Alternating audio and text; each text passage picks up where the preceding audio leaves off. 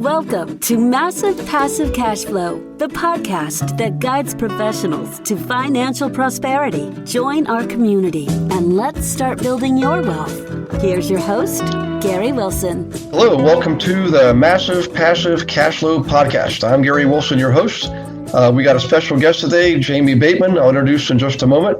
But just a reminder, if you haven't already, please feel free to subscribe to the podcast. That's on Stitcher, iTunes, iHeartRadio, and a total of 30 different channels. If you're already on board, welcome back. I appreciate that. And if you have not yet done this, this has become a hot topic lately. If you go to the website, realestatewithgarywilson.com, click on the members area. If you're already a member, you know exactly what to do and where to go to get all the resources. If you're not, you can get that stuff for free for 30 days. You can watch classes, you can download videos, you can grab books, all kinds of stuff totally for free. So my suggestion is get it while you can. But the bigger picture is this. We have a community site now, you'll see on there, where we identify all the certified investor agents around the U.S. and Canada who are trained to work with us. They're trained to work with us investors, and some of them actually deal in the world of notes. So make sure you go out there, grab one in your area, because they are certified trained investor agents, which means they're not just putting out the pretty carpet and the nice chandeliers. They actually know how to identify the right properties. They know how to analyze them and give you the inside scoop on these properties, as well as the strategies and tools you need to do your own due diligence. So it is an amazing resource, and it doesn't cost you a dime. And I know they're trained because I trained them, all right?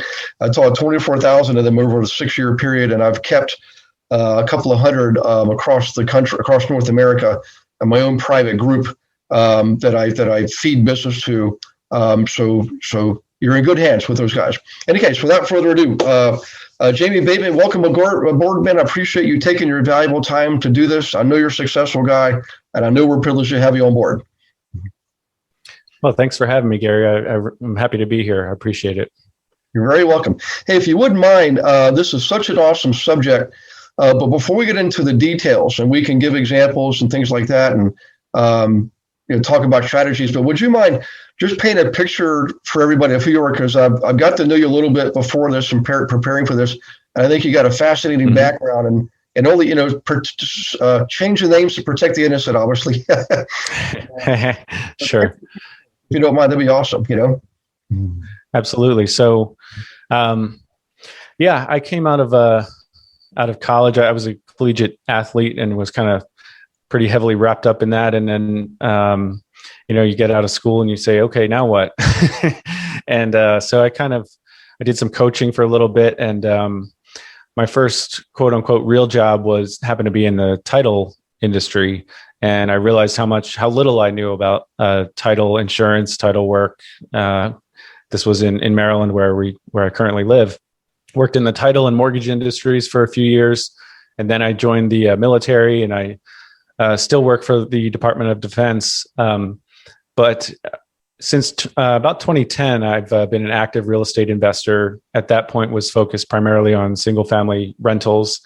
2015, I started, I'll say 2014, started kind of getting tired of the daily commute, the daily grind. And, I'm sure a lot of your audience can relate to the kind of the mental state I was in where, family's good, job's good, but it wasn't quite enough. And so started listening to a lot of podcasts around that time, started reading Bigger Pockets, and started reading a lot of books, and just learning a lot about how to do, rehabs, and particularly the BRRRR method, which I'm sure some of your audience is familiar with. But the key shift during that time for me was really a mental shift, where I started realizing, you can do this. And so it's one of those things where I started looking toward my strengths. And, my father has been a real estate agent for decades. My brother was a loan officer, still is a loan officer. I had the title and mortgage background. My wife also had worked at a different title company. So you just start, instead of thinking about, why you can't do certain things, I started thinking about the strengths and the kind of the in-place team I had built in already, and said, there's no reason I can't take this to the next level. So 2015, I actually went part-time at my job. and really started to ratchet things up. My wife and I did we did 3 major rehabs, and still have those properties in our portfolio. And we've slowly but surely grown our portfolio in Maryland, and then also in Florida, which is a story in and of itself. But the last few years, I've really transitioned over more toward mortgage notes. And so early 2018 is where I kind of started focusing, I'll say 90% of my investing and business time into mortgage notes. Still have the rentals, still a very strong part of our portfolio, but it's not something I have to put a lot of time and effort into at this point. Yeah. Well, I appreciate you sharing that. And by the way, if you don't mind me asking, where in Maryland were you, between DC and Baltimore, or? So we are in northern. We're in Baltimore County, and all of our rentals are in the county as well. And initially, it's one of those things where you want to be able to reach out and touch your property. And we were self-managing for quite some time, so it made sense, obviously, to be able to drive to the properties. Yeah. At this point, I'm kind of over that. I'm not over the rentals, but I'm over the fear of investing from a distance. So, but yeah, we're in Baltimore County, north of Baltimore City. Yeah, well, I know it well. I used to live as a kid across the street from Morgan State College off of Rock Raven Boulevard. And for all the old timers out there, I lived in the same neighborhood as Paul Blair, who was an outfielder for the Orioles back in the late. Yeah. And that's when they had Boog Powell and Paul Blair and Frank Robinson and boy, there you go. We had a lot of fun, and that's one still today, for everybody listening, one of the best areas to invest in for cash flow. So, and then we moved to Columbia, Maryland, when it was a model city back in the day. So it was a lot of little stomping grounds. So Yep. You're pretty familiar with it. Yeah. I still remember the Memorial Stadium days where my dad would take me to the games. That was a lot of fun. But we have a couple properties a little further north in Lock Raven Village, the Towson area. So definitely a great area for rentals for sure. Absolutely. Yeah. Well, I'll tell you what, let's dive into some meat and potatoes here. So obviously we could talk all day about rehabs and things like that, and maybe we can touch on that. But I really want to touch on the notes. I know you found a niche there, and I've dabbled in that myself in the past, and I've got a few people on my team to do it too. But I really want to hear your background there and kind of paint us a picture for that too. And I think you'll get a lot of people interested in this subject, quite frankly. Yeah. So notes are, I'd heard of notes as far as an investment and an asset class, if you will, years prior, and kind of Bigger Pockets has a tax liens and notes forum that's pretty helpful, pretty informative. So those two asset classes or two strategies tend to be lumped together. And so I was for a while kind of looking at both of those and comparing them and kind of weighing the pros and cons to them. There are a lot of benefits to investing in mortgage notes that don't come with rental properties. I mean, I like to try to tell things like they are, tell it like it is. There's no perfect asset class. Notes certainly have drawbacks. They're not tax advantaged, for example, but there are a lot of things that really did draw me to notes. And one of those is that you can do it from anywhere. You really can. So you mentioned that you're not in your normal studio right now, and you can, if you had a note portfolio, you could still, as long as you have an internet connection and a phone, you can absolutely be a note investor. So I'm not out there, swinging a hammer. I'm not dealing with construction or property management or tenants, toilets, trash. So it can be physically passive, and you can also scale fairly easily if you can figure out, the hurdles, how to overcome the hurdles that are inevitable. There are a lot of benefits to notes that really drew me in. So, one is just the ability to scale from anywhere, do it from anywhere. And then another is just, again, you can get in at a fairly, the barrier to entry is not super high. Now, Okay. I won't say that. I was on another podcast one time, and they asked me how hard is it to be a note investor, and I said, well, it's scale of 1 to 10. It's probably a 1 or 2 to get in, but that doesn't mean you should. So there's certainly some education and some learning that every note investor needs to do before they just hop in. I don't want to make it sound like everyone should just jump in right away. So yeah, around 2017, I started to kind of just research, learn, read a lot of forums and books. And I went to a symposium out in Vegas. That was great. Paper Source Symposium in early 2018. A lot of those weekend training sessions can be really good, especially for inspiration and networking. So got inspired, kind of got more and more plugged into the note investing scene. It's a really small niche and a really pretty tight knit community, and started to kind of just gather information and go from there. So yeah, I did a joint venture with Chris Seveny, who I now work pretty closely with. We have our own podcast on notes, and then kind of really just grew from there. Yeah. Well, that's pretty awesome. So you mentioned a couple of things that are pretty intriguing, I think, for a lot of people. I know some of the folks who are listening have owned their own business. And of course, in the last year with all the virus and lockdowns, everybody figured out, hey, I can actually work from home. Now when I'm working from home, I can work from the beach and things like that. So, yep. So if you're in Maryland, are you able to identify and buy notes in other states too, where you generally stay around in your geographic area? Or kind of tell me a little bit more about the geography and proximity, if you don't mind, No, that's a critical piece for sure. Mm-hmm. So I have been to one of the properties that I owned a note on, and that I really didn't need to, but it happened to be within an hour drive or so. And we ended up taking it back and selling it. So it was vacant at the time. So it made sense to go check it out. But no, there's really I would not base my decision as far as which states to buy in based on where I live. Okay. However, you're hitting on a key point. It really is, this whole note investing thing varies greatly based on the state. And that's mostly, somewhat economic conditions and how much property values go for, how much rent might go for, and that kind of thing. But largely comes down to the laws in that particular state. And so judicial versus non-judicial foreclosure can play a large role. And even within that, it can be very, very nuanced. So Maryland, for example, is almost in between those two.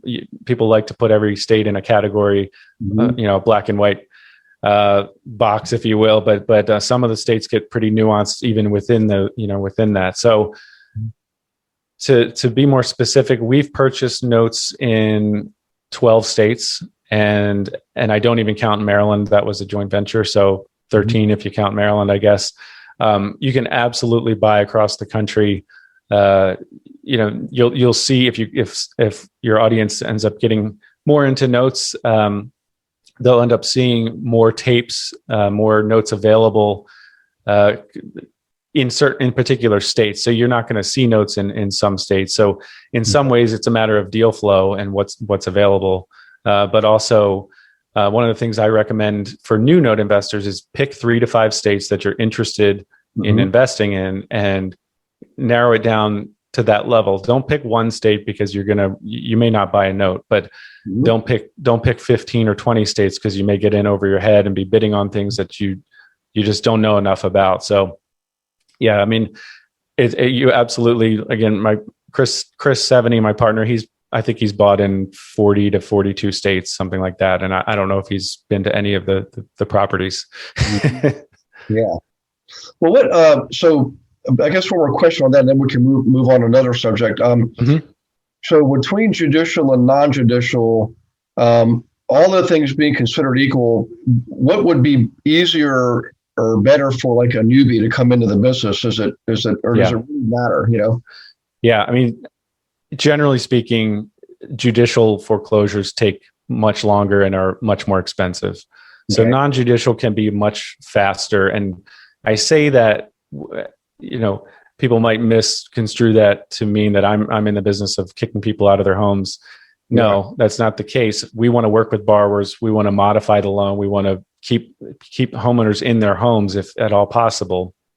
However, you've got to be willing to follow through with the foreclosure if that's on the table. If there's no communication, I liken it to parenting. It's like you're trying to encourage good behavior and discourage bad behavior. So you really have specific tools as a note investor, and one of those tools is the threat of foreclosure. And so I don't recommend brand new note investors buy in states like New York, New Jersey. Those can be extremely long foreclosures, extremely expensive. So all of a sudden you've got your money tied up in these deals where, especially with the pandemic and the moratoria, it's just, you're kind of just sitting. And whereas states like Georgia, for example, Michigan, Tennessee, primarily the Midwest and the Southeast, tend to be better as far as the numbers working from an investment standpoint, as well as foreclosure. They're typically a faster foreclosure. So if you can get your money back to work in another deal and exit that deal quickly, that just makes all the sense in the world. Yeah. Well, I really appreciate that insight. I mean, that's just incredibly valuable. Now, as far as looking forward, I know everybody's asking a $64,000 question. I mean, where do you think we're going with this crazy economy where we, it's for all intents and purposes, the fastest, most productive economy we've had in recorded history in spite of the virus and a lot of the lockdowns and shutdowns. I mean, look at the stock market, look at housing prices. My opinion is even without the virus, the housing market at least was already heading towards a correction. It's not like a negative thing. It's just part of the business cycle. The bubble can only stretch so far. And when people start waiving contingencies and outbidding each other and going way above list price, that's usually what happens before the correction comes. But we got all these crazy variables now. We had the forbearance, and now we got the government literally handing out cash. And we've never done that before in our country. We've never handed out cash. So I'm always interested to see what other people think. What are you guys thinking? Yeah, I mean, of course, the caveat that no one knows, like you alluded to, no one has I don't want to say no one has a clue. There's some really smart people out there, but I think we are in uncharted territory as far as the economy goes. I don't think the stock market is connected to the economy really anymore. I do think that I agree with you. And that's one reason, as far as the correction coming, that's one reason I did pivot away from buying hard real estate in 2018. It's because deals were so hard to find, frankly, and I wasn't going to overpay. So here we are 3 years later, and the prices are just through the roof. So I do think at some point we'll have some level of inflation. I don't think it's going to be crazy high inflation. There has to be a correction at some point. And a lot of it does come down to what the government does. And that's a factor you and I can't control or predict. At some point, they just cannot keep kicking the can down the road. There will be more distress, particularly in the note space, which this creates opportunity for note investors. And prices will start to come down as far as probably both property values and particularly non-performing notes, because there will be more of them. There'll be a greater supply. So I do think we'll have opportunity in the note investing space and also in the real estate investing space. I think this is going to be way more nuanced than the 2008, 2010 crash. I think it's nuanced in many ways, geographically, different industries, for example, so I think a correction is coming. I'm with you. And I think there's more distress is coming.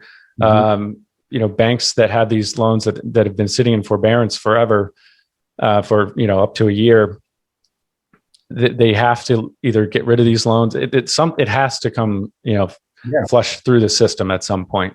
I will say on that point, we had Dave Van Horn on our podcast. He's done a lot of note investing, and he's in the Philadelphia area. And one of the things he said was, he's been doing real estate investing, note investing, commercial, everything. Right? I mean, he's an agent himself, but he's made money in every cycle, right? And so if you have your systems in place and you have the correct mindset, I think real estate notes, you can be prepared. If you're prepared, there's usually indicators, at least a few months out, that, hey, this is the time to act. And whereas it's just one of the things I really like about real estate and notes as compared to the stock market, for example, where things move so quickly. There's so much volatility there. You just may not, if you're not really plugged in, you may be, losing hundreds of thousands of dollars overnight without even realizing it. So I think if you have your systems in place, you have your kind of your principles, you can pivot, but there's enough time to pivot and do it profitably. Yeah. Yeah. It's interesting. You just mentioned that last thing. I've invested in the stock market too, and did well back in the 80s and 90s. And when I was in banking, and I would go to the corporate library every day at lunch, take my brown bag lunch and study. I would study, Morningstar and Barron's and Forbes and all those publications, and start investing. And I was, beating 20% consistently. Of course, back then everybody was probably doing that, but I felt like I was beating the pros.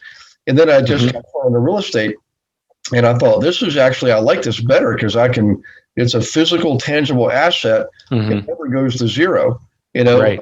A business comes out of business and a stock just disappears. But a house, as long as it's standing, the land at least has some Absolutely. Value. No, I don't mean to cut you off. That's one of the things that it kind of blows my mind when people put notes and real estate in the alternative investment category, and they'll just immediately say, oh, that's risky.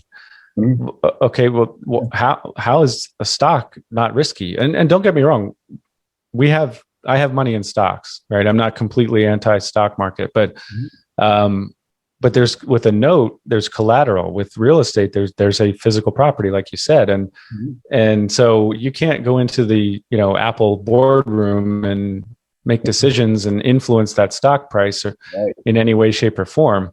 Whereas with notes and real estate, you have control. You can't control every variable, but you have a lot more control than you do with stocks.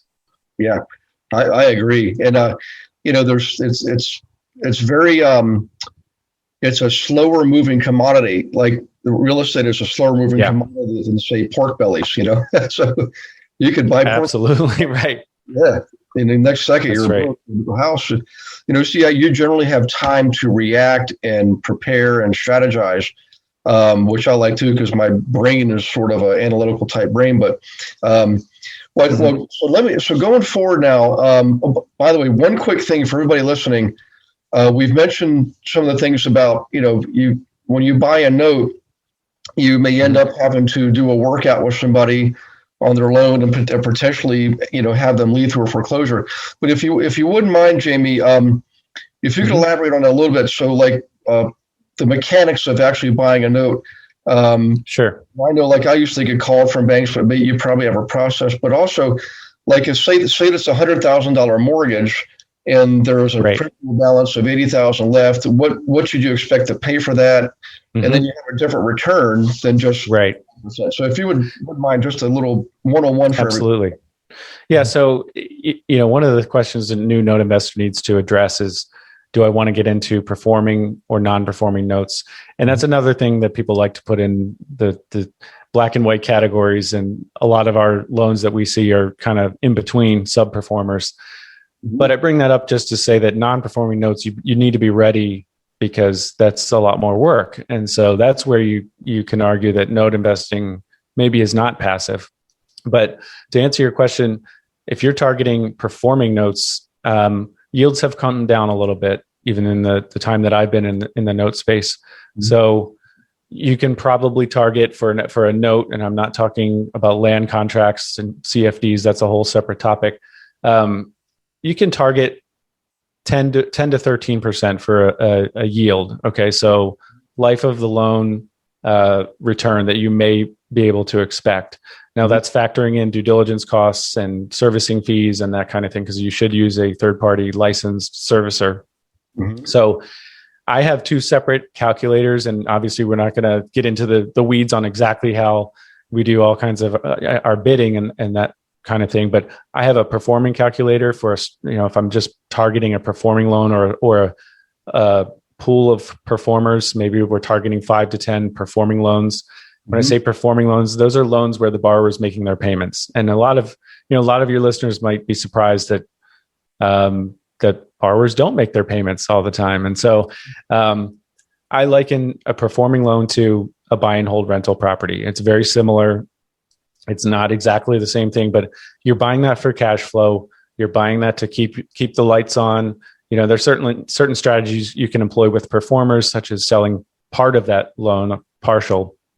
But non-performers are a different animal. So with a non-performer, I use a calculator that's much more involved and advanced. And everyone has their own kind of technique and their buy box and everything. But with a non-performer, you really need to price out, different exits and how that might play out. And kind of worst case scenario, really, you may guess or have an educated guess as to how that loan is going to play out, whether you're going to exit through the borrower, through the property. And each of those have different ways, different nuances, if you will. But so it's a lot more involved when you're bidding on a non-performer. Mm-hmm. As far as a performing loan, $80,000 unpaid principal balance, you can expect to pay 80 to 90% of that. So again, the yield may be 10 to 12%, somewhere in there. Non-performers, you're talking 40 to 60 cents on the dollar. It so much of this asset class, really, the answer really is it depends. It really depends on the interest rate. So many variables. What state are we talking about? How motivated is the seller and that kind of thing. But generally speaking, you can get a non-performing loan for, we'll just say 50 cents on the dollar at this point. So, I might, as an example, I bought this is a pretty good win. So they don't all turn out this way, but just as a quick case study for you on a non-performing loan that I purchased last year in the middle of the pandemic, right after the shutdown and everything. A lot of people there were a few months, we saw this in real estate and in notes as well, where there was kind of just a pause for, 3 months. There wasn't much activity. The buyers and sellers had very different expectations on pricing, I'll say. Well, I just kept kind of moving forward, and so I think I got this loan at a really good price. So I'll call it more of a sub-performing loan. The borrower was making payments. She'd been in the property for quite some time. She clearly wanted to stay in the property. There was communication with her, which is critical. But she was 2 or 3 years behind. She was still making payments, but she'd fallen behind years prior. So we ended up buying this loan. She owed about $55,000. We ended up buying this loan for $26,000. We modified it. She's been on automatic scheduled ACH payments for 9 or 10 months now straight. She'd already made several payments prior to that. So now this is a reperforming loan, and I've increased the principal balance. I lowered her payment, extended the term. So it's good for her. We waived thousands of dollars in arrears, keeps her in her home. We're not going through with foreclosure. Right. And we modified it, and I'm now in the process of, I've already gotten the wire for this closing, and I'm selling this for over $50,000. And that was less than, that was 10 months ago. Again, they don't always work out this way. But this is also a good deal for the buyer as well, who's buying this in a self-directed IRA account, and he's just going to hold it for cash flow. So it kind of gives you just an idea that, that's a, real deal that's happening now. And again, I've lost money on deals. So, that's not every case doesn't work out like this, but that's something that, is possible, where that's a true win-win-win, if you will. Yeah. Well, that's awesome. And I know we're getting short on time here, and I'm just thinking was going to ask you for a case study, and what a great way to wrap things up with an example like that, because it's creative. It just shows you, it covers all the bases. It doesn't have to be a hard business. It can be a nice, easy business. If you think creatively, and how can you, like the person that in the house, obviously you provided her a great service, and then you in turn an asset into a performing asset that you're able to sell for profit. So somebody else gets a great income producing asset. It's like win-win all the way around. And just, I love that type of thinking. And I appreciate you sharing that with everybody, So I'll tell you what, Jamie, I definitely want to have you on again. We could probably talk for hours about different subjects too, related to real estate, and especially with our common background, in Maryland and the military and all that. But absolutely, how can people get a hold of you? I mean, I'm sure people are listening to this. They're going to want to, talk to you. I don't know if you have a free report or a website or email. How can people reach out to you? Yeah, absolutely. So my website is labradorlending.com. And believe it or not, people struggle with spelling that, myself included initially, I think. LABRADOR lending.com. Feel free to email me at batemanjames@labradorlending.com. We've got a ton of blog posts there that have a lot of really valuable information. Also, Chris Seveny and I have a podcast, the Good Deeds Note Investing Podcast. It's a weekly podcast that we feel like we put out a lot of valuable content, primarily about notes, but we also hit on a lot of real estate topics. They're really intertwined. And so those are the primary ways to get a hold of me. We are working on an ebook, but it's not quite ready yet. Okay. So labradorlending.com. That's right. And what's the podcast again? I want to kind of promote that a little bit. Absolutely. Thank you. It's the Good Deeds Note Investing Podcast. A little bit of a long name. We also have a Facebook group for that podcast. And so people can check that out, the notes and bolts of the Good Deeds Note Investing Podcast. So labradorlending.com and then the Good Deeds Note Investing Podcast. If anybody has any questions about notes, I mean, we hit everything. We tell it like it is. We try to give a note and bolt, so a real valuable piece of information each week, and then but we'll go through our trials and tribulations and kind of it's not all rainbows and butterflies all the time. So we try to keep it real on the podcast, and we really enjoy it. I've learned a ton. Chris has had this podcast for several years now, and I've been a part of it for about 7 or 8 months. And I've learned a lot through that. I'd be happy to talk to anyone in your audience about notes, note funds, anything. Feel free to reach out. Awesome. Well, I really appreciate this. Again, I know you guys are really busy because you're successful people are busy. So I appreciate the privilege of having you on. I think I speak for a lot of people when I say thank you. And for everybody listening, please take Jamie up on his offer to communicate with him. Continue the learning. It's all about learning. Success is the formula of education, right? The right education plus the right information plus the right action gives you right results. And Jamie, you guys sound like you're exactly in alignment with our culture here. So everybody listening, have a wonderful rest of the week. God bless you and your families. Make sure you go to the website, realestatewithgarywilson.com. If you're a member, you go to the left. If you're not a member, you go to the right. You click on the members tab first, obviously, and then just get in there and get yourself all the free information you can get, books and all kinds of 300 some odd recordings on every subject related to real estate, as well as all the past podcasts. So in any case, appreciate this. You guys take care of yourself. Jamie, do the same, and we'll see you next time. Thanks, Gary.